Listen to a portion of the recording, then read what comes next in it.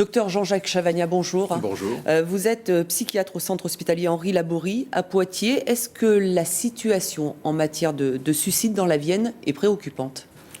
On ne peut pas dire qu'elle soit préoccupante, puisque globalement, à la fois en France et dans la Vienne et dans le Poitou-Charentes, il y a plutôt une stabilisation, voire une certaine baisse. Ce qui est le plus inquiétant sont les tranches 35-54 ans chez les hommes. Comment justement prévenir les suicides ? C'est l'objet de cette journée d'études demain. Alors, cette journée d'études s'inscrit dans une journée nationale autour du 5 février, qui voit éclore de nombreuses manifestations de ce type-là. Cette année, le thème est centré sur l'engagement et sur la place de chacun pour prévenir justement le suicide. Tout le monde est concerné ? Eh bien oui, tout le monde est concerné d'une manière ou d'une autre, autour de soi, dans sa famille, ses amis, au travail, et notamment au travail, puisque nous essayons d'améliorer cette vigilance du collègue en particulier, pour faire intervenir le plus tôt possible la santé au travail. Être déprimé ne veut pas dire forcément passage à l'acte ?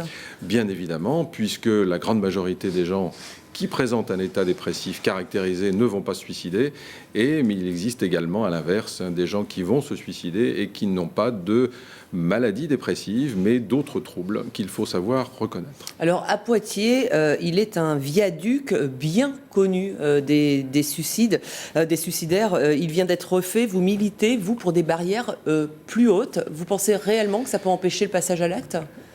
Alors, il est certain que dans d'autres pays, le problème s'est posé de cette manière, mais également dans d'autres villes comme Brest, par exemple.